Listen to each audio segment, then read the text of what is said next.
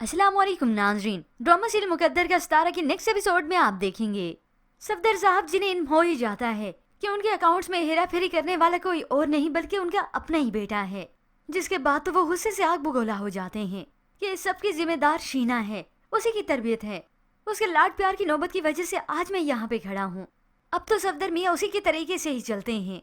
अब तो वो ना सिर्फ अपने बेटे का ऑफिस में आना बंद करवाएंगे बल्कि उसे साथ ही धमकी भी दे देते हैं कि तुम्हें क्या लगता था मुझे इतनी आसानी से धोखा दे दोगे, मगर खुद पर ये इल्जाम लेते ही नहीं कि धोखा कौन दे रहा है ये आपको बहुत जल्दी पता चल जाएगा।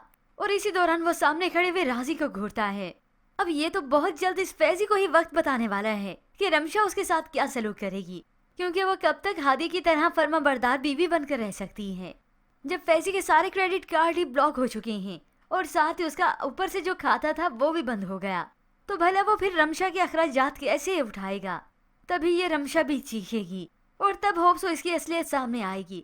मगर यहाँ पर फैजी जो हादिया की किसी भी बात का एतबार नहीं कर रहा, हालांकि हादिया अब 100 बार कह चुकी है कि ऐसा नहीं, आप प्लीज मेरा यकीन करें। तो वो उसे कहता है कितनी अजीब बात है कि तुम्हारे इतने करीब रहकर मैं तुम्हें जान ही नहीं सका, पहचान नहीं सका। हादी जतलाती है कि मैं आपसे झूठी मोहब्बत नहीं करती, क्यों आप मेरी बात का यकीन नहीं करते?